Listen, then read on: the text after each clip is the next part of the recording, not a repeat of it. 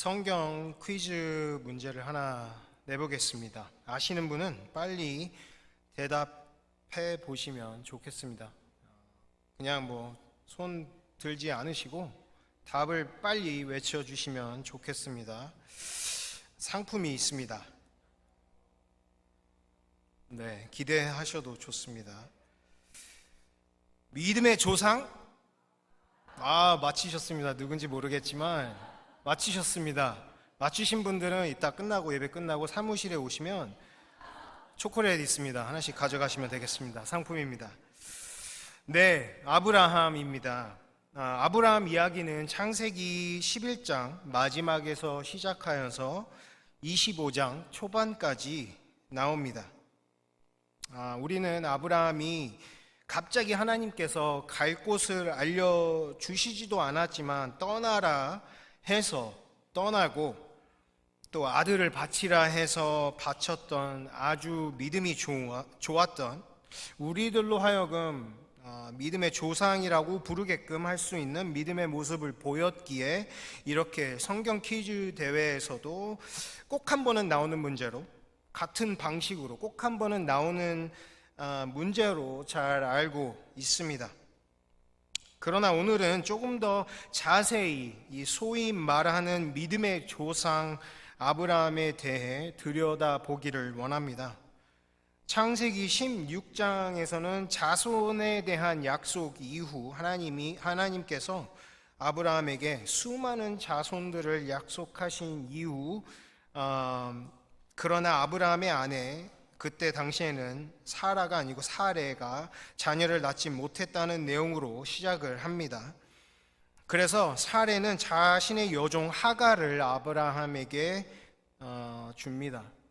하나님의 약속을 믿지 못하고 있는 결과이죠. 그리고 17장에는 99세의 아브라함은 하나님의 언약을 다시 아브라함에게 99세인 아브라함에게 하나님께서 다시금 많은 자녀에 대한 언약을 상기시키십니다. 이삭의 탄생이 약속이 되어 있죠. 그리고는 18장에 여호와의 천사가 나타나서 다시금 이삭의 탄생을 확인시켰습니다. 그러나 사라는 비웃습니다. 왜냐하면 여자가 더 잘 알겠죠? 말씀에서도 분명하게 이야기하고 있습니다. 생리가 끝났다라고 얘기를 합니다. 그 장면 이후에 소돔과 고모라에 대해 경고합니다. 그리고 아브라함은 50명, 45명, 40명 이렇게 하나님과 딜을 합니다. 그리고 19장에는 소돔과 고모라에 하나님의 진노가 임했고 아브라함은 모든 것을 보고 있었습니다. 그리고는 오늘 읽었던 20장의 이야기를 볼 수가 있습니다. 사람들은 세상을 살아갈 때 참 많은 두려움을 가지고 살아가고 있습니다. 제가 일전에 말씀을 나눌 때에도 말씀드렸지만 저는 사람의 인정을 두려워하는 사람입니다.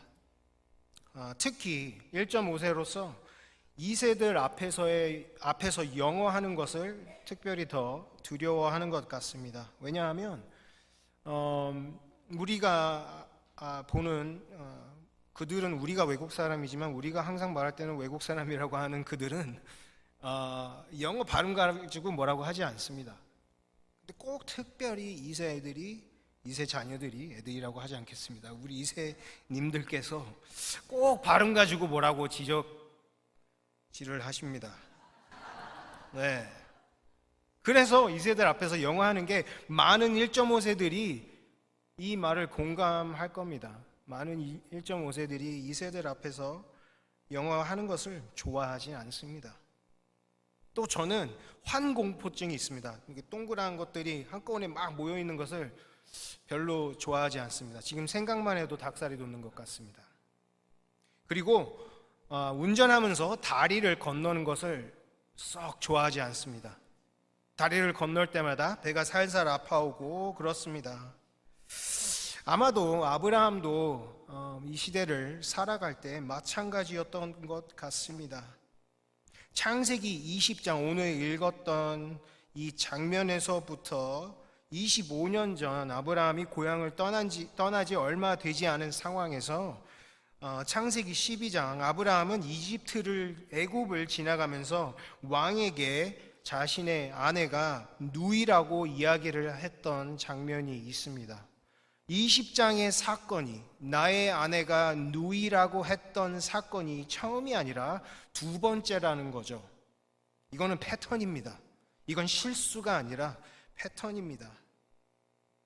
25년이 지난 지금, 처음에 하나님께서 아브라함을 부르고 떠나면서 여정을 걸어가면서 수많은 언약을 되새기며 하나님의 능력과 인도하심을 목격했습니다. 어떻게 보면 25년간의 신앙의 여정이 있었던 것입니다. 아브라함은 하나님의 인도하심을 따라 사는 사람이었는데 그 반면에 동시에 세상을 향한 두려움도 존재했습니다. 저는 이 부분이 우리들의 삶과 너무 비슷하다고 생각이 듭니다. 그래서 오늘 말씀을 통해서 우리가 세 가지를 한번 보길 원합니다. 첫 번째는 반복되는 죄, 혹은 우리의 죄성이 항상 이 반복되는 죄를 실수라고 부르고 싶어 하는 그것의 진짜 이유.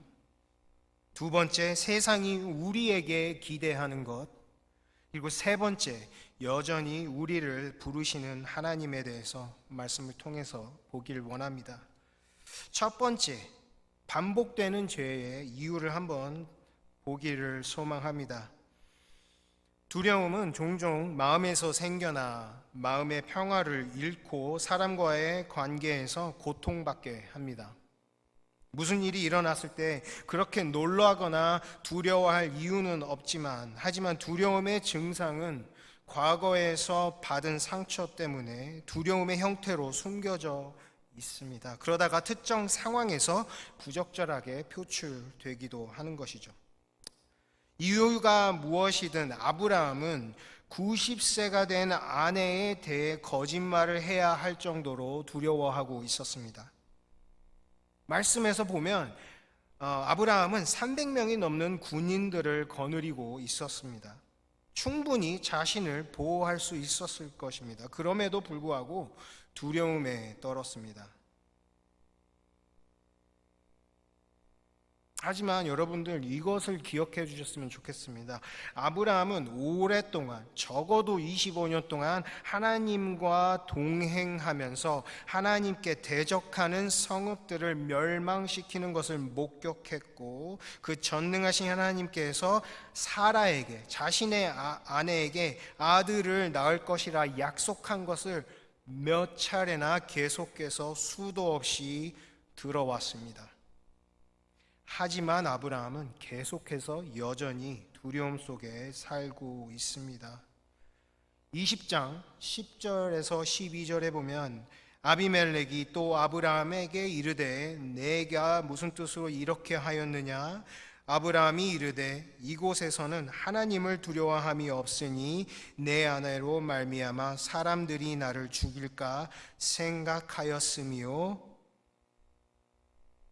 또 그는 정말로 나의 이복누이로서 내 아내가 되었음이니라. 너무나 비겁하죠. 90살의 아내가 너무 이뻐서, 90살의 아내가 너무 이뻐서 18장에 보면 생리가 끝났다라고 이야기가 나옵니다. 그래서 어떤 사람들은 성경에서 말하는 이 숫자 90이 아니고 한 50이다라고 생각할 수도 있다라고 이야기를 하는 사람들도 있겠습니다. 50이라고 우리가 생각을 해보면 조금 이쁠 수도 있겠다라고 생각할 수도 있겠습니다. 요즘은 의술이 좋아서 50대도 많이들 이쁘신 것 같습니다. 근데 이때는 어찌됐건 이 말은 정말 사라가 90살에도 왕이 넘볼 만큼 예뻤던지, 아니면 아브라함이 엄청난 로맨티스트라 아직도 아브라함에게 콩깍지가 벗겨지지 않아서 아브라함에게 사라는 남이 넘볼 만큼 예뻐 보였던지, 무슨 이유에서든지 아브라함은 내면에 무언가가 두려움이 자리하고 있었다라는 거죠. 매번 동일하게 똑같이 같은 죄를 지을 만큼. 그리고는 이렇게 변명을 합니다. 이 땅에는, 아브라함이 이르되 이곳에는 하나님을 두려움이 없으니 내 아내로 말미암아 사람들이 나를 죽일까 생각하였음이요. 그리고 아주 비겁하게 또 그는 정말로 나의 이복누이로서 내 아내가 되었음이니라. 내가 거짓말한 것은 아닙니다. 사라는 실제로 내 누이입니다. 참, 저는 남편이 없기 때문에 잘 모르겠습니다. 근데 이런 말 하는 남편이 있다라면 그냥 한 대 주워 받고 싶을 것 같습니다. 그걸 또 변명이라고 하냐. 네, 여러분, 이것이 25년간, 적어도 25년간 하나님과 함께한 사람의 마음입니다. 이것이 매번 하나님이 계속해서 자녀를 약속한 사람의 실체, 아니 우리가 믿음의 조상이라고 부르는 사람의 모습입니다.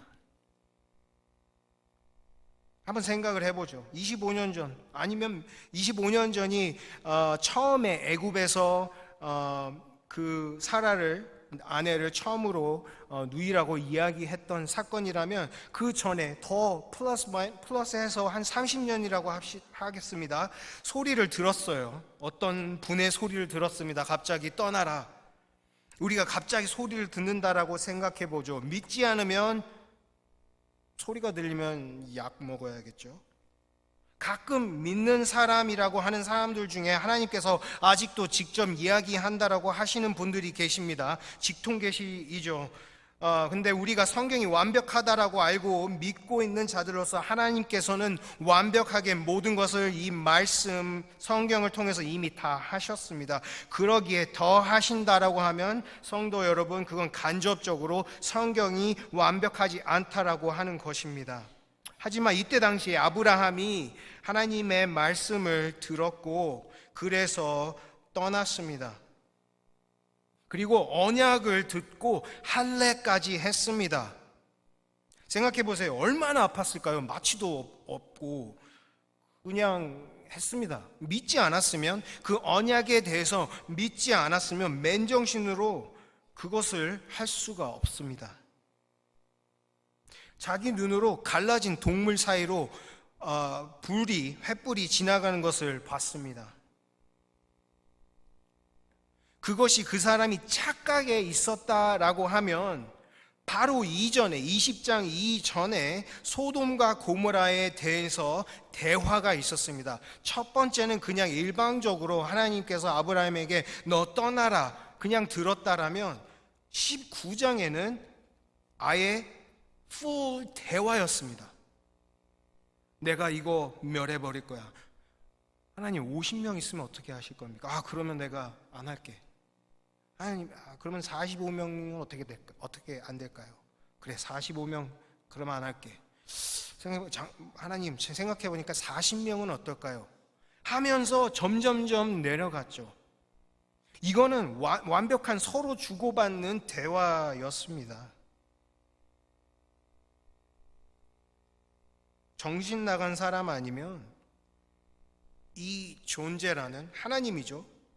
이렇게 full conversation을 하면서 딜을 할 수 있을까요? 만약에 이것조차 아브라함이 약간 아파서 그냥 착각으로 환상으로 했다라고 한들 다음날 아브라함은 하나님께서 말씀하신 일이 실제로 일어나는 것을 바라보고 있습니다. 창세기 19장 27절, 28절은 이렇게 이야기하고 있습니다. 아브라함이 그 아침에 일찍이 일어나 여호와 앞에 서 있던 곳에 이르러 소돔과 고모라와 그 온 지역을 향하여 눈을 들어 연기가 온기 가마에 연기같이 치솟음을 보았더라. 이것은 그냥 자기가 꿈꿨던 상황이 아니라 내가 이 하나님이라는 분과 대화한 것이 실제로 벌어졌구나 라는 것을 목격하는 순간입니다. 이번에는 아주 도시가 없어져 버렸습니다. 저 같으면 요때 와, 이분 말씀하시면 하시는 분이네 했을 겁니다. 그런데도 불구하고 아브라함은 오늘 같은 일을 또 다시 합니다. 성도 여러분, 우리도 똑같지 않을까요? 아브라함이 계속해서 같은 죄를 반복하는 것은 그가 하나님을 경외하지 않고 세상을 두려워했기 때문입니다. 우리도 반복적으로 타협하는 것은, 세상과 타협하는 것은 때에 따라 우리가 하나님을 경외하지 못하고 세상을 두려워하기 때문입니다. 그런 아브라함에게 아주 등골이 서늘한 대화가 일어납니다. 두 번째인데요, 이것이 아마 세상이 우리에게, 그리스도인들에게 도전하는 모습이지 않을까 싶습니다. 9절에 아비멜렉이 아브라함을 불러서 그에게 이르되 내가 어찌하여 우리에게 이렇게 하느냐? 내가 무슨 죄를 내게 범하였기에 내가 나와 내 나라가 큰 죄에 빠질 뻔하게 하였느냐? 내가 합당하지 아니한 일을 내게 행하였도다 하고, 아비멜렉은 하나님을 모르던 왕이었습니다. 그러나 꿈을 통해서 아브라함이 하나님의 사람인 것을 알고 나중에 그가 자신에게 아브라함이 합당하지 않은 일을 행한 것에 대해 꾸짖습니다. 영생교회 성도 여러분, 이와 같이 세상은 하나님을 알지 못해도 우리를 바라볼 때 주님과 같길 바라고 있습니다. 여러분들이 만약에 한국인이 아닌 사람이 삼겹살을 구우며 거기서 나온 기름에 김치를 구워 먹고 있으면 뭐라 하시겠습니까? 한국 사람 다 됐네 라고 하실 겁니다. Korean, you're Korean 하실 겁니다. 크리스천이라 한 말은 믿지 않는 자들이 초대교회 때의 성도들이 그리스도와 같이 행한다 해서, 그리스도와 같다 해서 Christ-like people 이라고 해서 크리스천이라고 부르기 시작했습니다. 그리스도인들끼리 모여서 우리는 그리스도와 같아 크리스천이야 라고 한 것이 아니라, 믿지 않은 자들이 믿는 사람들을 보고 그리스도와 같이 행동한다 하여서 크리스천이라고 불렀던 것입니다. 이것이 세상이 우리에게 가지고 있는 마음입니다. 이것의 세상 사람들도 우리에게서 보고 싶은 모습인 거죠. 그리스도와 같은 모습. 이것이 아비멜렉이 아브라함에게 말하는 부분입니다. 그런데 아브라함은 그렇게 하지 못했습니다. 왜요? 두려움에 사로잡혀 살았으니까요. 그런데 하나님께서는 이렇게 두려움에 갇혀 사는, 그 장시간 계속 부르고 계속 확인시켜 주시고 계속 약속을 리마인드 해 주시고 계시는 이 하나님이 계속해서 똑같은 방법으로 죄를 짓고 있는 아브라함을 계속해서 부르십니다. 아브라함이 아비멜렉에게 사라가 자신의 누이라고 말했을 때 하나님께서 개입하셨음을 볼 수가 있습니다.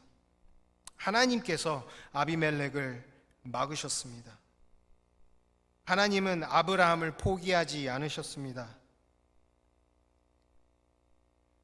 창세기 이전의 모습들을 보면, 그리고 계속 말씀 안에서 보면 하나님이 창세기 3장, 6장, 11장 계속해서 사람들이 끊임없이 실패하는 것을 보이지만 하나님은 계속해서 개입하시고 계속해서 사람들을 부르고 계시는 모습을 볼 수가 있습니다. 아브라함은 분명히 선택되었지만 분명히 또 실패했습니다. 이스마엘의 사건, 그러나 하나님은 여전히 길을 열어 아브라함을 부르셨습니다. 이 사건은 이전에도 그렇고 지금 오늘의 이 20장의 사건 또한 분명히 아브라함의 죄 때문에 일어났습니다. 그럼에도 불구하고 하나님은 여전히 아브라함을 부르시고 계셨습니다.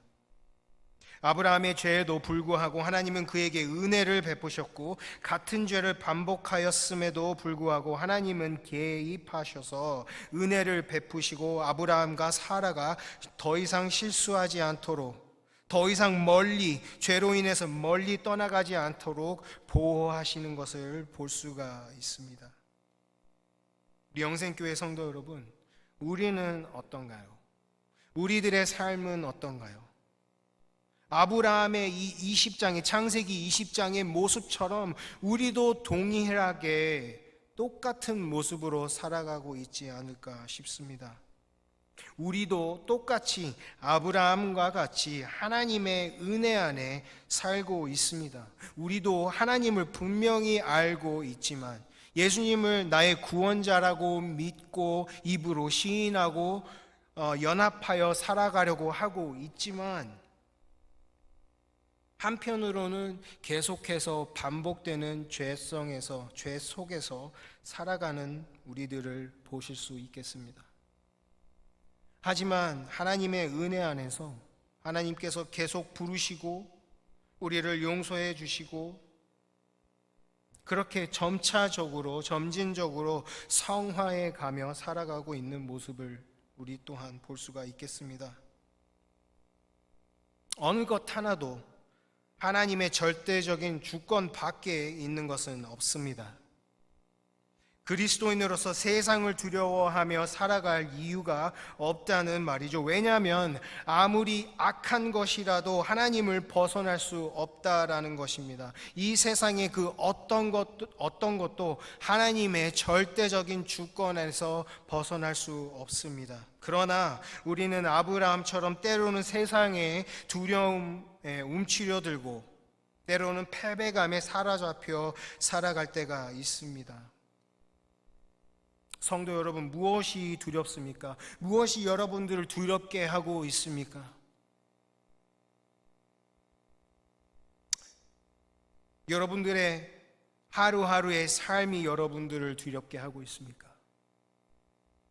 여러분들의 직장이, 건강이, 금전적인 것이, 자녀가 여러분들을 두렵게 하고 있습니까?